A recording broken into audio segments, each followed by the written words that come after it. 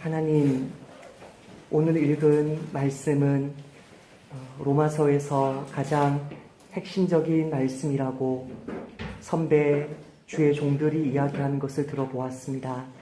하나님, 우리가 한번 이렇게 교독해 보아도 정말 사망과 생명을, 영원한 한 사람의 운명을 좌우할 수 있는 말씀인데, 오 주님, 말씀을 전하는 자가 두려움으로 말씀을 전하게 주님 붙들어 주시고, 말씀을 받는 저희들이 마음을 열고 정직하게 이 말씀에 반응하는 시간 되도록 아버지, 저희를 불쌍히 여겨 주세요. 예수님 이름으로 기도하옵나이다. 아멘.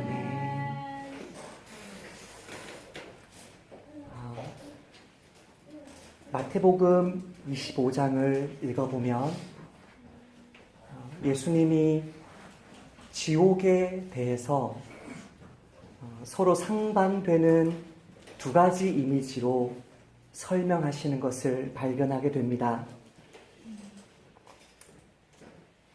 30절에서는 예수님은 이렇게 말씀하십니다. 이 무익한 종을 바깥 어두운 데로 내쫓으라. 거기서 슬피 울며 이를 갈리라 하니라. 지옥은 어떤 곳입니까? 바깥 어두운 데입니다. 지옥은 어둡고 춥고 차갑고 외롭고 슬픈 곳입니다. 그러나 41절에서는 이렇게 말씀하십니다. 또 왼편에 있는 자들에게 이르시되 저주를 받은 자들아, 나를 떠나 마귀와 그 사자들을 위하여 예비된 영원한 불에 들어가라. 지옥은 어떤 곳입니까?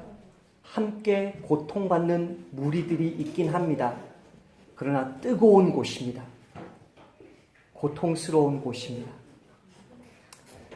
기독교 철학자인 헨리 스토브, 이분을 제가 이번 주 읽는 책에서 발견한 분이고, 미국에 있는 개혁교회, 장로교회 목사님이라는 것만 알지 그리스도인이라는 것만 알지 잘 모르는 분입니다.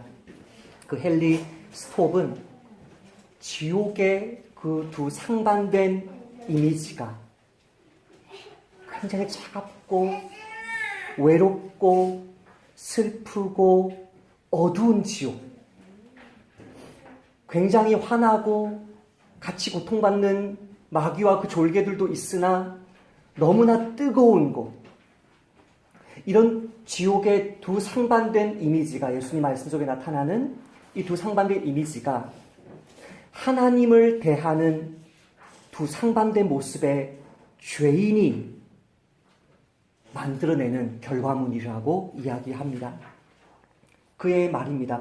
성경에 나타난 지옥은 그 죄인이 반역자로 인지되는지 아니면 외인으로 인지되는가에 따라 아주 뜨겁기도 하고, 반역자에게는 아주 뜨겁기도 하고, 외인에게는, 쫓겨나는 외인에게는 아주 차갑기도 하다. 지옥은 성산에 올라가 거룩하신 분, 곧 영광으로 환히 빛나시며 범접할 수 없는 빛 가운데 거하시는 분을 그 보좌에서 밀어내려고 하는 자들이 만든다. 그렇게 밀어내는 자들이 만나게 될 결과물은 마치 하나님을 향해 공격을 개시하며 그분의 배타적 신성의 경계를 넘어가는 자이기 때문에 그 무엇으로도 대체되지 않으며 대체될 수도 없는 그분의 화염 속에서 나방처럼 타 죽는다. 또한 지옥은, 차가운 지옥은 하나님께 등을 돌리고 빛에서 도망쳐 하나님의 부재를 표시하는 영원한 어둠을 향해 달려가는 자들이 만든다. 죄가 무엇이냐? 죄는 반역이거나 도피다. 그 반역이나 도피의 죄가 계속되면 결국 끓는 용광로에 이르든지 차갑고 황폐한 밤에 이르게 된다. 끓는 용광로 같은 지옥으로 내달리든 그런 반역의 죄든 춥고 황량한 밤과 같은 그런 지옥을 맞닥뜨릴 또 다른 도피의 죄든 지금 내 삶이 죄악된 삶이구나. 내가 지금 죄를 짓고 있구나. 나는 하나님의 심판을 피할 수 없는 죄인이구나. 이거를 깨달으라고 하나님이 이거를 알게 하시려고 하나님 뭐를 주셨어요? 율법을 주시는 거예요. 율법. 내가 죄인이구나. 율법 앞에서, 말씀 앞에서 내가 반역 죄인이구나, 도피 죄인이구나, 나의 성격에 따라서, 나의 기질에 따라서 모양만 다를 뿐이지 나는 죄인이구나. 그 사실을 알라고 주신 하나님의 선한 선물이 율법인데, 그 율법 앞에 내가 정말 죄인이구나 인정하는 것이 정말 어렵다고요. 그렇게 인정하는 것이 기적이라고요. 그렇게 인정하기만 하면 일을 시작하죠. 인간관계 속에서도 잘못한 사람, 그 사람은 친구일 수도 있고 목사님일 수도 있고 자기 가족일 수도 있는데 잘못을 인정하지 않는 사람과 진지한 대화를 할 수 없죠. 그러나 자기의 잘못이 무엇인지 아는 사람, 나는 반역자이구나, 나는 도피하는구나, 항상 그렇게 사람에게도 하나님께 대하는 그 태도로 반역하거나 도피하는구나, 나는 죄인이구나, 이걸 알라고 하나님이 율법을 주신 거죠. 우리가 알거니와 무릇 율법이 말하는 바는 율법 아래에 있는 자들에게 말하는 것이니 이는 모든 입을 막고 온 세상으로 하나님의 심판 아래에 있게 하려 함이라. 율법은 죄를 이기라고 주신 것이 아닙니다. 율법은 죄를 극복하라고 주신 것이 아닙니다. 율법의 행위로 그분 앞에 의롭다 하심을 육체가 아무도 없기 때문에 율법은 죄가 무엇인지 보여주려고 그렇게 율법을 주신 것입니다. 이 율법과 복음의 관계를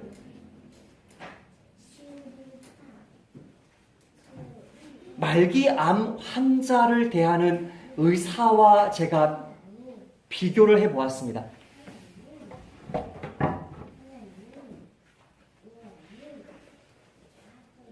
부산 보건병원에서 정말 수많은 위암 환자를 고친 분인데요. 이분이 그렇게 수많은 환자들을 고치면서 깨닫게 된 사실이 하나 있어요. 나는 삶을 고치는 암 의사입니다. 제 어머니가 암 걸렸을 때 제가 이 병원에 찾아가서 치료를 받았던 병원이고, 이분 책은 제가 거의 다 읽은 것 같은데요. 이분 책에서 이렇게 얘기하는 거예요. 내가 암 의사로 살아보니까 사람은 암 때문에 죽는 게 아니구나.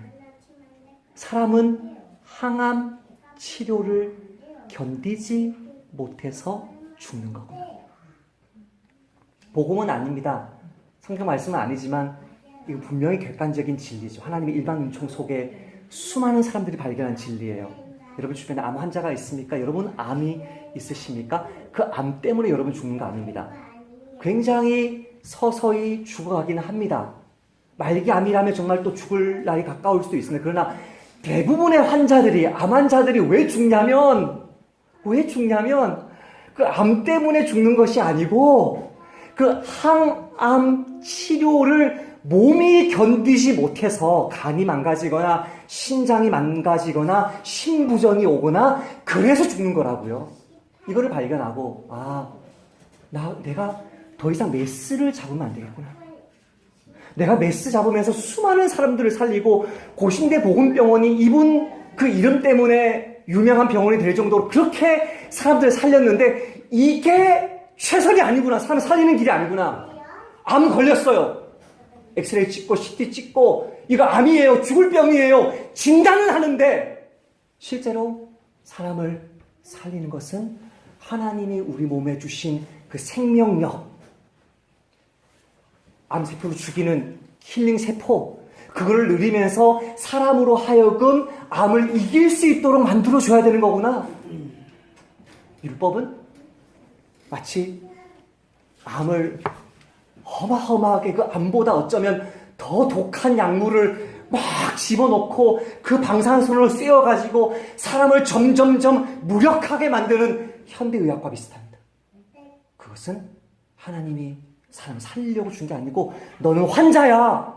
너는 암 환자야. 너는 무능해. 너는 살 수 없어. 그것을 말해주는 것이 율법이고 하나님이 율법 외에 하나님의 한 의가 나타나게 하셨는데 그 율법 외에 나타난 하나님의 그 의는 율법과 선지자들에게 증거를 받은 것이다. 이런 치료 받으면 안 됩니다. 율법에 속해 있던 사람들이 새 길을 제시한 그 길이다. 모세는 시내산에서 하나님 앞에 율법을 받고 나서 그 율법을 받고 나서 산을 내려오니까 그 얼굴이 광채가 나고 사람들이 두려워하고 놀라워하는 얼굴에 광채가 나니까 그 얼굴을 주목하지 못하려고 수건을 쓰는데 그 수건을 쓴 모세의 모습을 사도 바울은 성령의 감동으로 어떻게 해석하냐면 우리는 모세가 이스라엘 자손들에게 장차 없어질 것의 결국을 주목하지 못하게 하려고 수건을 그 얼굴에 쓴 것 같지 아니하노라. 모세가 왜 얼굴에 수건 썼습니까? 출애굽기만 읽으면 사람들이 두려워하니까 대인관계에 장애물을 해치우려고 얼굴을 막았다라고 오해할 수 있는데 신약 성경에서 이 구절을 해석해주는 신약 성경의 빛으로 보니까 장차 없어질 것의 결국을 주목하지 못하게 하려고 너희들 지금 내 얼굴에 있는 요거 보냐? 시내산 율법 받다가 잠시 내 얼굴에 묻은 이 영광을 보냐? 더 어마어마한 게 있었다. 내가 너희들에게 가르쳐준 모든 식양을 맞춰서 그 만들게 한 그것은 하늘에 진짜가 있다. 그 하늘에 진짜 주님의 보좌로 나아가라고 잠시 율법 우리에게 주신 거다. 이거 보지 말고 나는 정말 모든 사람들이 나와 같은 선지자가 되어서 당신의 눈으로 하나님을 보고 하나님 찬송하고 예언하는 그런 날이 오기를 바란다.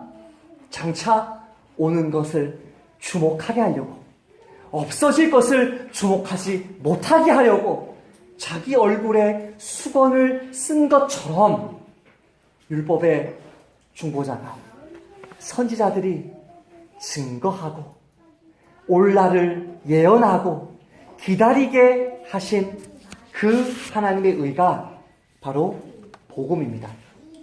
예레미야가 이렇게 말합니다. 여호와의 말씀이니라.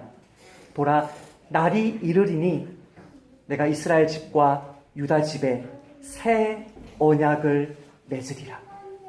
이 새 언약이 얼마나 놀라운 것이냐면 옛 언약 율법이 우리의 행동, 겉모습을 바꾸는 것이었다면 이 새 언약은 곧 내가 나의 법을 그들의 속에 두고 그들의 마음에 기록하여 나는 그들의 하나님이 되고 그들은 내 백성이 될 것이라.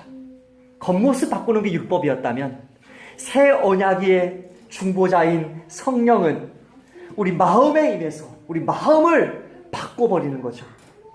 에스겔이 이렇게 말합니다. 또 새 영을 너희 속에 두고 새 마음을 너희에게 주되 너희 육신에서 굳은 마음을 제거하고 부드러운 마음을 줄 것이며 또 내 영을 너희 속에 두어 너희로 내 율례를 행하게 하리니 너희가 내 규례를 지켜 행할지라. 율법을 열심히 지킨 사람들이 하나님의 진노를 피할 수 있었습니까? 아니요. 율법을 그렇게 열심히 지킨 사람도 그 하나님의 진노를 피할 길이 없었는데 복음을 믿기만 하면 하나님의 의롭다는 인정을 받다니 이 어마어마한 진리를 오늘 본문이 증거합니다. 마음이 변하지 않고 마음속에 임하신 성령님 의지하지 않고 복음을 믿고 또 믿고 믿음으로 그 말씀 앞에 서지 아니하면 정말 그 사람이 붙들고 있는 율법이 그 사람을 구원해 주지 못합니다.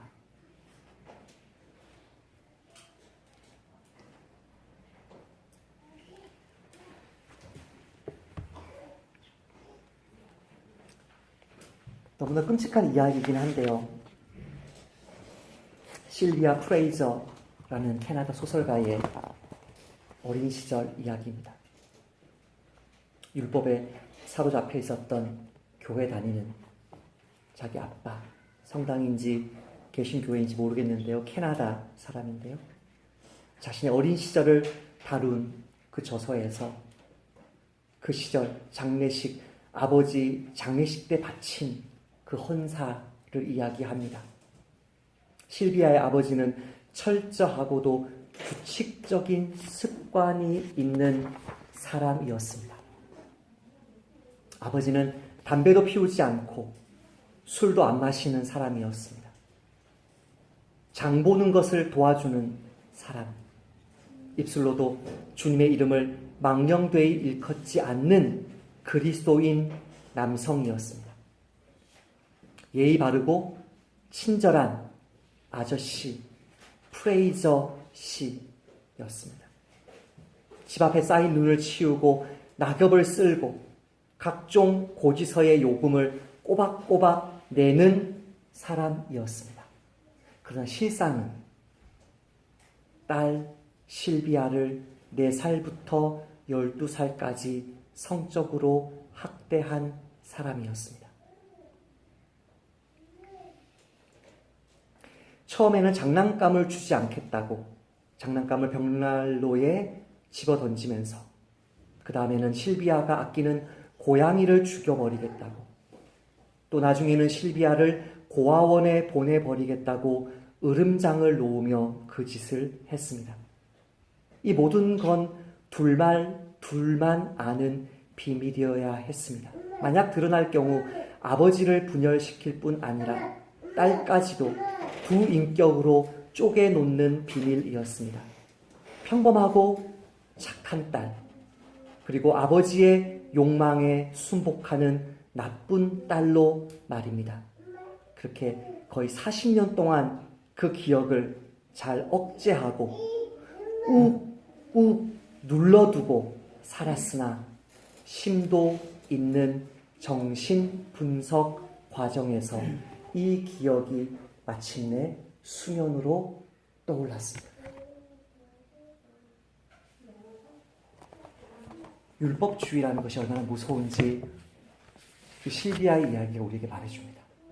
사람 겉을 아름답게 꾸미고 깨끗하게 다듬고 그래서 남편처럼 아빠처럼 목사처럼 성도처럼 그런 행동 거지를 가지고 40년 50년 습관화된 행동 거지를 가지고 교회를 다니고 그렇게 가정에서 아이들을 교회로 데려갔을 것인데 결국은 한 영혼을 갈기갈기 찢어놓고 복음이 아니라 성경이 아니라 하나님 말씀이 아니라 일반 정신분석학의 도움을 받지 못했더라면 이 영혼이 인간답게 살아날 수 없는 처참한 그런 상처를 주는 사람으로 만들 수 있는 것이 율법주의입니다. 그러므로 이제는 율법 외에 하나님의 한 의가 나타났습니다.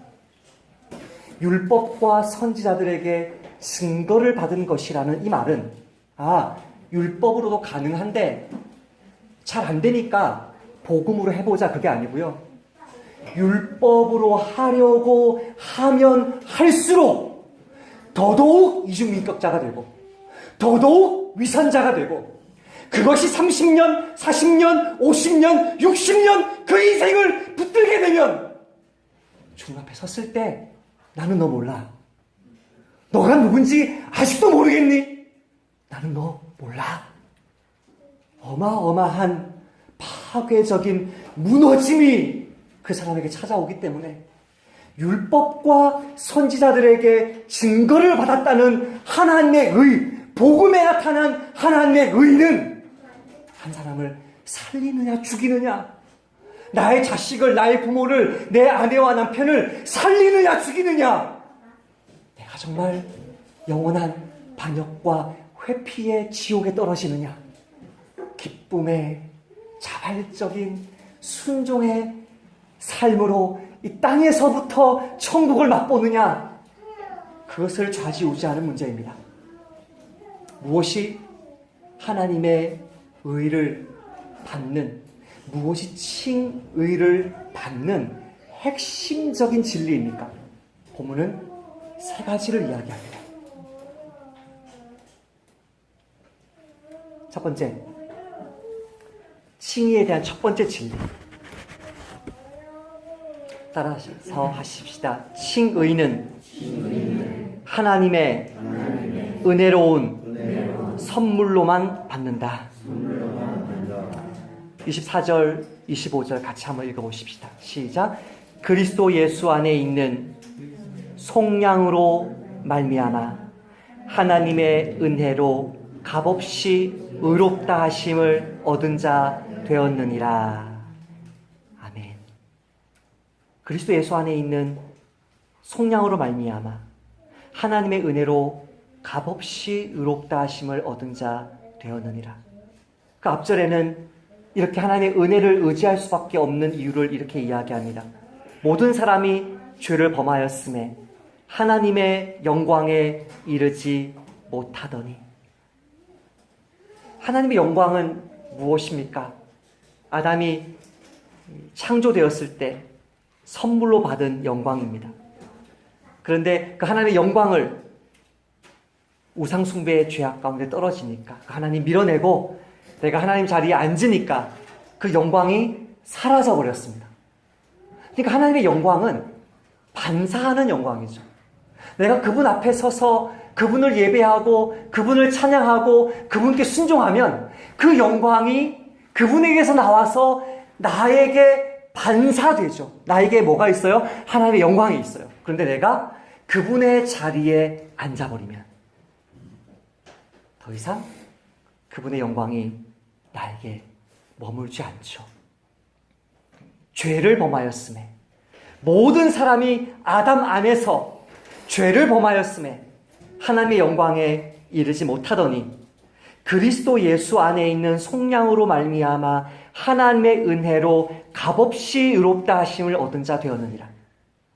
저는 초등학교 때 신학 성경을 처음으로 한번 읽어보았나요? 중학교 때 읽어보았나요? 그리고 고등학생 때 신구약 성경을 같이 읽으면서 값없이 구원받았다, 이 말을 오해했습니다. 이것을 값없이 받았다라고 오해했습니다. 하나님의 은혜로 값없이 구원받았다고 할 때 이 값없이라는 말에 눈으로 한번 줄을 쳐보십시오. 값없이라는 말이 무슨 말입니까? 선물로 받았다는 것입니다. 선물로. 근데 선물로 받았는데 공짜로 받았다는 것입니다. 지난 시간에 우리가 성경 퀴즈 대회를 했는데요. 그 성경 퀴즈 대회를 할 때 여러분 받은 선물은 값 없이 받은 선물이었습니까? 아니요. 값 없이 받은 선물은 마지막 치약이었습니다. 값 없이 받은 선물이었습니다. 나머지 선물들은 어떤 선물이었습니까? 여러분이 피땀 흘려 노력해서 받은 선물이었습니다. 그 선물을 받으면서 미안해 하신 분 있었습니까?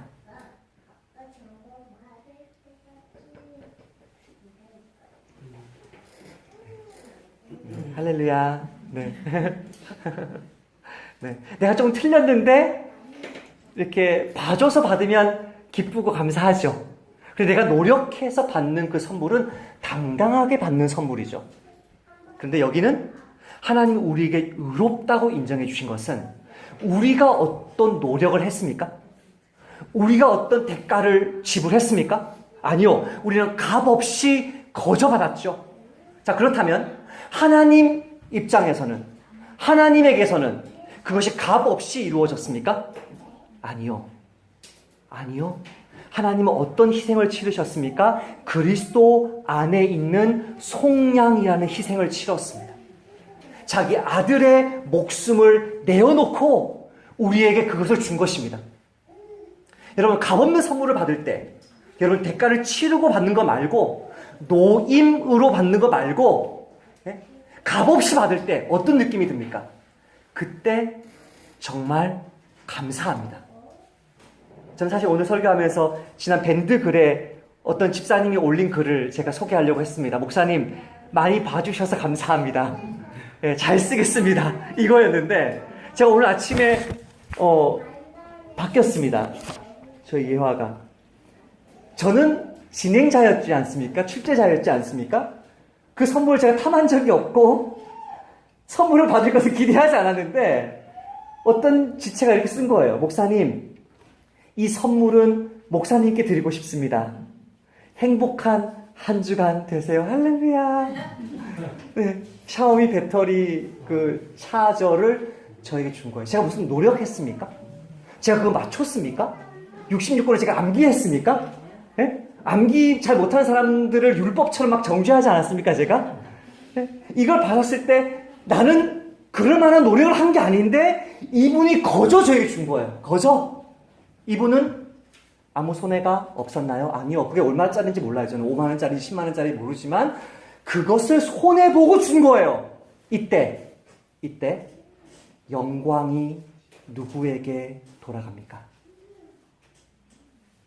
엄청난 대가를 치르고 그 선물을, 값진 선물을 값없이 주신 하나님께 영광이 돌아갑니다. 하나님은 절대 양보하지 않는 것이 무엇이냐면 당신의 영광을 양보하지 않습니다. 그 영광을 버러지의 우상으로 바꾼 것을 참지 못하십니다. 그 영광을 드러내시는 방법으로 우리에게 의로움을 선사하셨는데 그것이 뭐예요? 하나님의 은혜로 값없이 주신 거죠. 하나님의 이 선물을 값없이 받는 것이요, 쉬운 것 같죠? 그렇지 않아요. 사람들은 값없이 받는 것을 너무나 싫어해요. 이 사회에서 경쟁하고 노력하고 내가 공부하고 내가 성공하고 내가 올라가서 마음껏 내 권세를 주무를 수 있다고 생각하는 이런 성취의 세상이기 때문에 값없이 두 손으로 무릎 꿇고 겸손하게 감사함으로 받으라 그러면 그것은 인간에 대한 모욕이에요. 그러나 정말 은혜가 무엇인지 아는 사람은요, 이 땅에 태어나서 내가 누리는 모든 것이 하나님의 은혜구나. 내가 숨 쉬는 것, 내가 물 마시는 것, 내가 부모님 만나서 태어난 것, 자란 것, 모든 것이 은혜이기 때문에 목사님 이 선물은 목사님께 드리고 싶습니다. 행복한 한 주 되세요. 이것 자체로 기쁘고 감사한 거예요. 할렐루야. 어떻게 하나님 이 어마어마한 영원한 영생을 하나님이 어떻게 우리에게 주셨습니까? 하나님의 은혜로 주셨습니다. 은혜로 주신 것을 나의 노력으로, 나의 힘으로 받으려고 하는 사람은 구원받을 수가 없습니다. 두 번째 진리. 하나님이 우리에게 주신 이 은혜가 어떤 은혜입니까? 두 번째로 화목제물의 은혜입니다. 25절 같이 읽어보겠습니다. 시작. 이 예수를 하나님이 그의 피로써 믿음으로 말미암는 화목제물로 세우셨으니 이는 하나님께서 길이 참으시는 중에 전에 지은 죄를 간과하심으로 자기의 의로움을 나타내려 하심이니. 은혜로 받으라고? 겸손히 받으라고? 두 손으로 엎드려서 너가 죄인이라는 것을 인정하고 받으라고? 모든 사람이 죄를 범하였음에 하나님의 영광에 이르지 못하다는 사실을 인정하라고? 그게 너무나 싫어서 하나님의 칭의를 받지 못한다면, 두 번째 역시 오늘날 수많은 심리학자들에게, 수많은 인본주의적인 신학자들로부터 공격받는 칭의의 핵심 진리죠. 어떤 진리입니까? 화목제물입니다. 분노하는데 우리 잠언에서 그런 말씀을 배웠죠. 내가 잘못한 사람에게 선물 주는 이야기가 나왔는데, 잠언에 분노하는데, 이 분노하는 사람의 이 화를 누구로 뜨리는 것이 뭐라고요? 선물이죠. 그렇죠? 야곱이 에서의 분노를 그렇게 누그러뜨렸다는 말씀을 우리가 보았죠? 지금 하나님은 진노하는데 그 진노하시는 하나님, 모든 사람이 죄를 범하여서 하나님의 영광에 이르지 못해서 양심을 가지고 있는 이방인도 율법을 가지고 있는 유대인도 그 죄 앞에, 정죄 앞에 피할 수 없는 그런 상황 속에서 예수님이 화목제물 되셨다는 것을 마치 성인 아이와 같은 어른이 막 걸핏하면 성마른 그런 성격을 가지고 막 화를 내는데 착하디 착한 그 아이가 그 엄마를, 아빠를 막 달래는 그런 모습으로 본문을 왜곡시키고 있습니다. 예를 들어 부부싸움을 너무나 많이 하는 부모는 그 자녀가 부모에게 갖는 당연한 애착을 둘로 찢어놓고 그 아이가 엄마 편 들면 아빠가 서운해하고 아빠 편 들면 엄마가 서운해하는 구도를 형성시킵니다. 어리석은 부부는. 이게 얼마나 말도 안 되는 행동입니까? 얼마나 말도 안 되는 그런 양육입니까? 그럼 아이는 알아차립니다.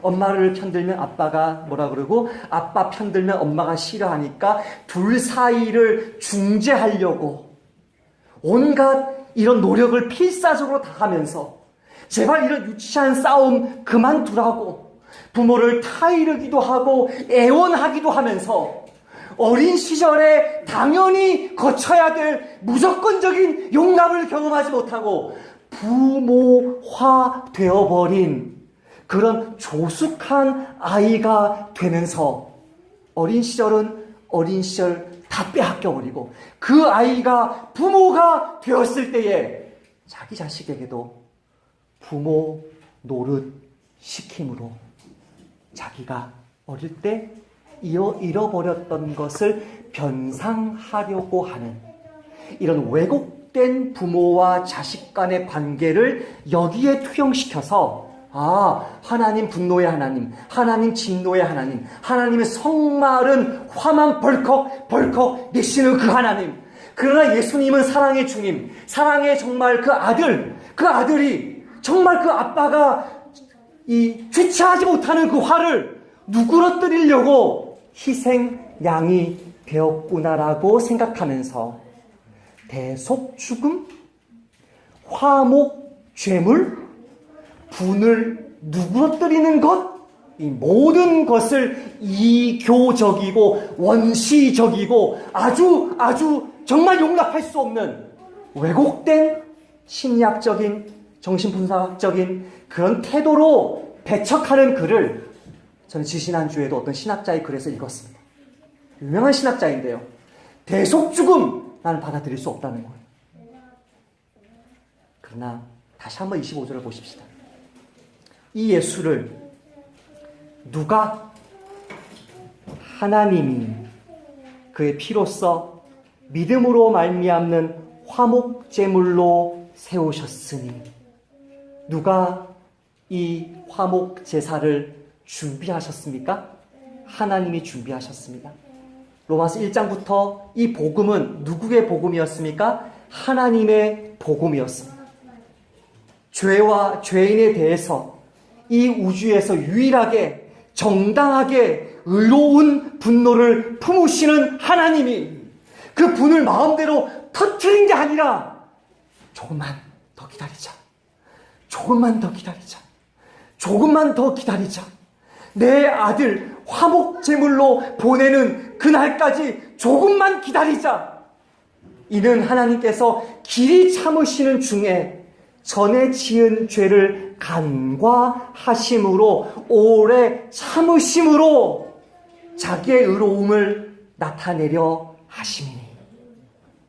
그러므로 이 땅에 있는 심리학자들이, 이 땅에 있는 수많은 엮이는 가정을 연구하는 사람들이 하나님과 성부 하나님과 성자 예수님을 분리시켜서 마치 하나님이 당신의 아들을 고문시킨 것처럼, 마치 그 아들이 아빠가 해야 될 일을 대신한 것처럼 그렇게 오해하지 아니하고, 이것은 하나님의 일이었구나.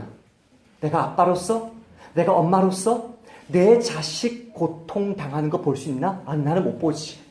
내 자식 고통 당하는 것보다 내가 대신 죽지.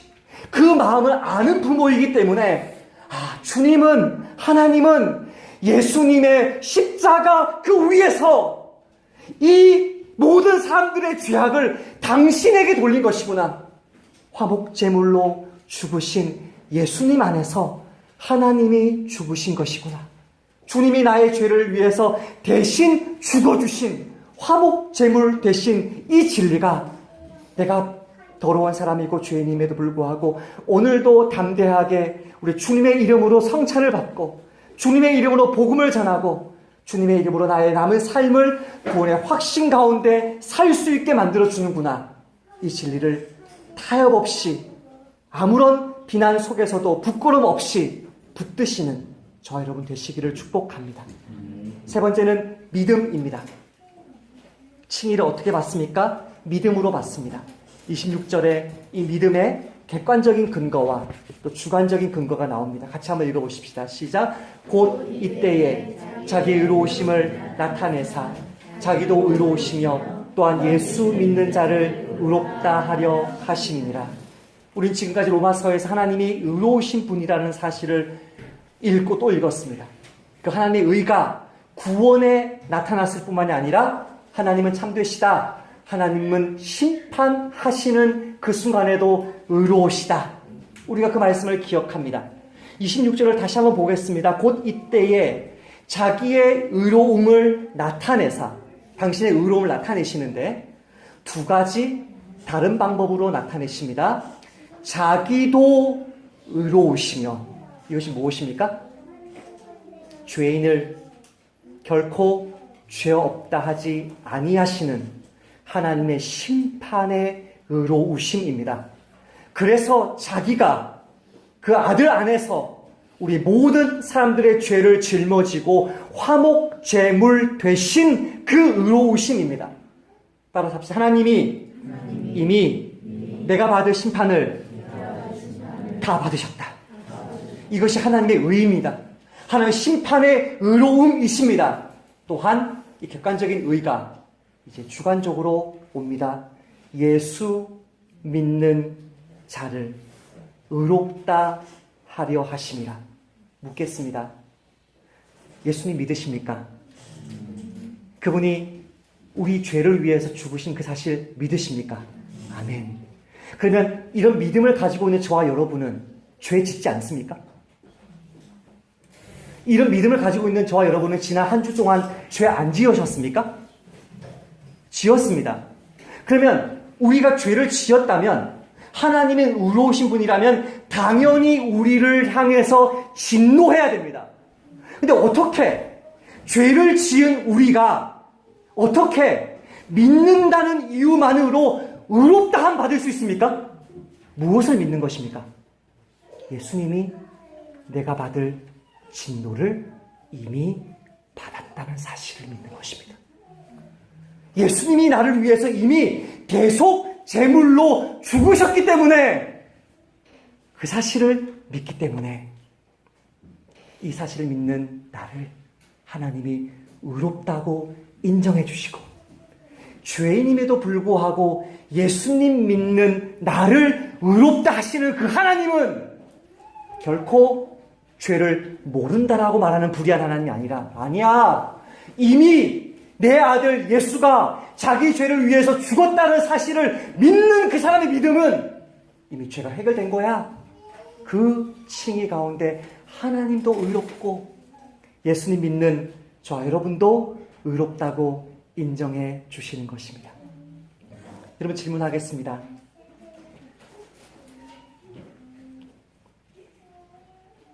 구원은 무엇으로 받습니까? 믿음으로만 받습니까? 믿음과 행위로 받습니까?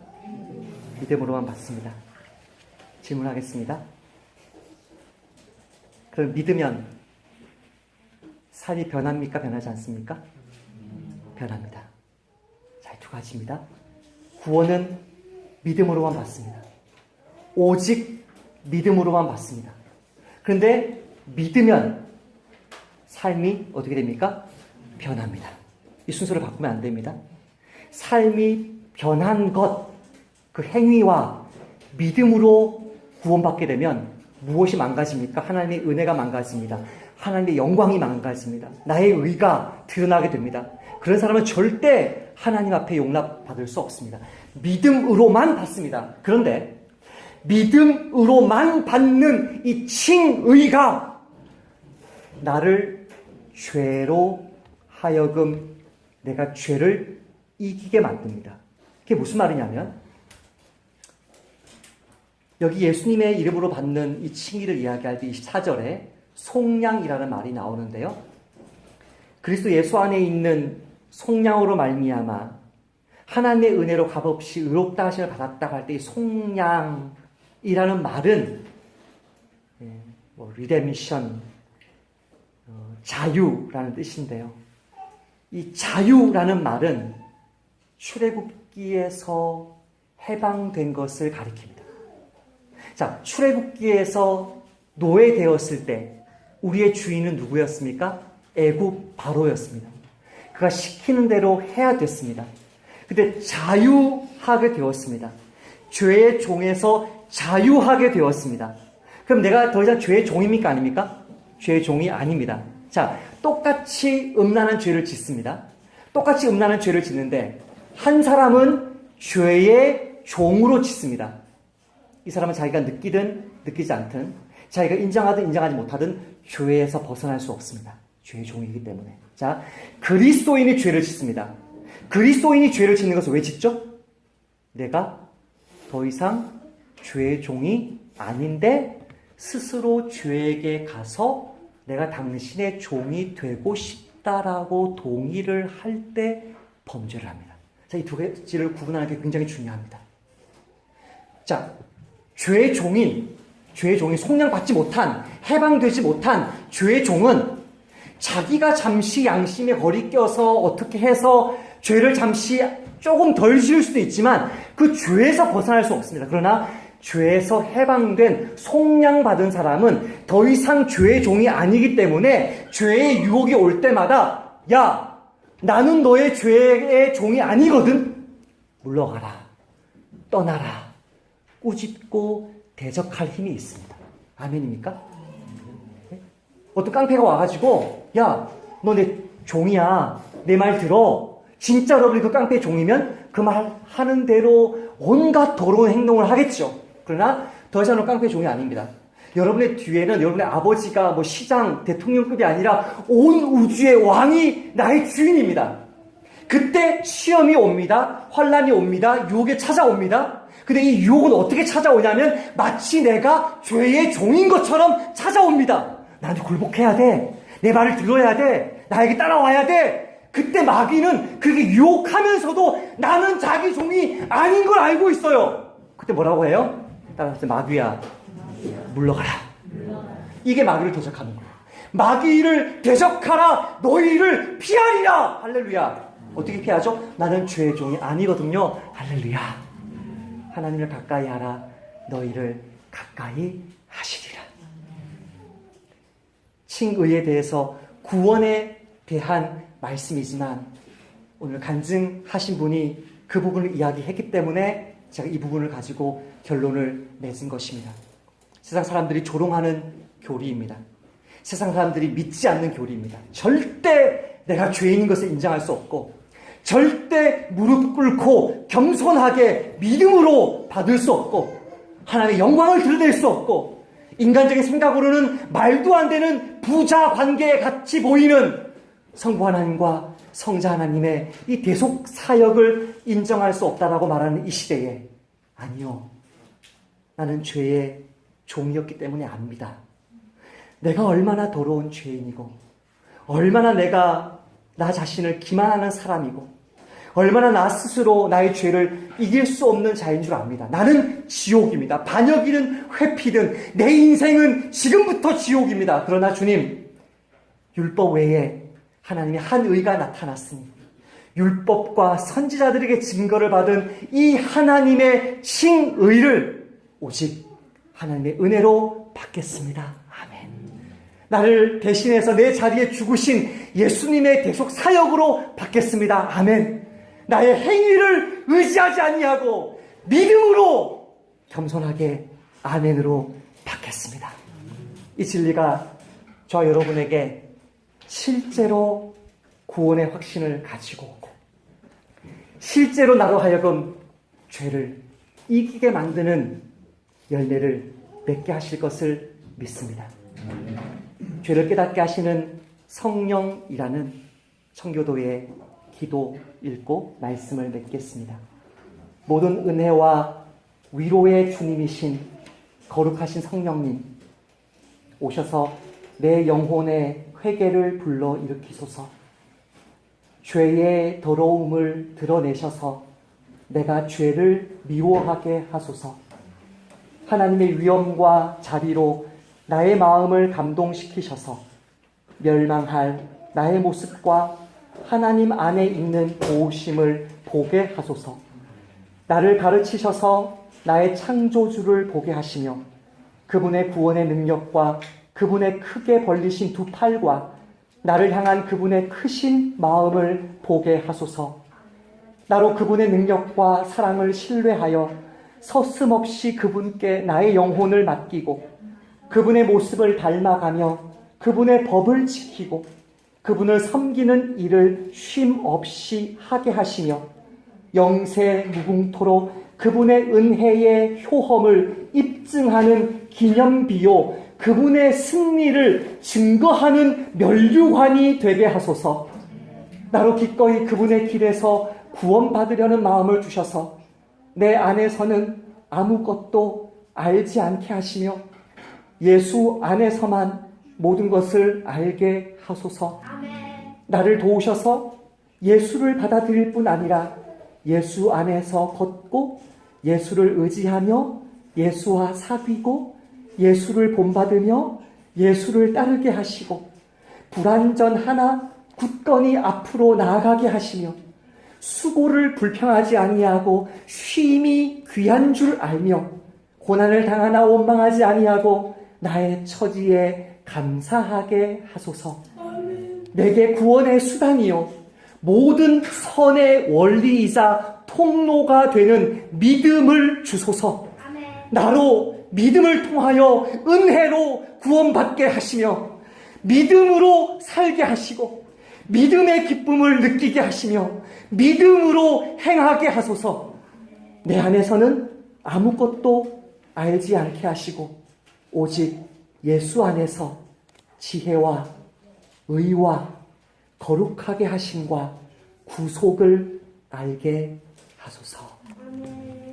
하나님, 로마서의 가장 중요한 율법이 아닌 복음 안에 나타난 하나님의 의가 어떻게 우리에게 주어지는지 오직 하나님의 은혜로 오직 예수님의 화목 제물 되심으로 오직 우리의 믿음으로 그 하나님의 의가 나의 것이 된다는 이 중요한 진리를 우리가 들었습니다. 주 예수님, 이 한 주, 이 한 달 오직 내 안에서 예수님과 함께 걷고 예수님 의지하고 예수님 나의 전부로 삼게 하시는 성령님 내 삶을 감동하시고 붙들어 주사 더 이상 나의 주인이 아닌 죄를 복종하지 않게 하시고 꾸짖고 거절하고 대적함으로 나의 남은 인생이 이 놀라운 은혜의 효험을 기념하고 증거하는 아름다운 기념비요 면류관이 되는 은혜를 허락해 주옵소서. 예수님의 이름으로 기도하옵나이다. 아멘.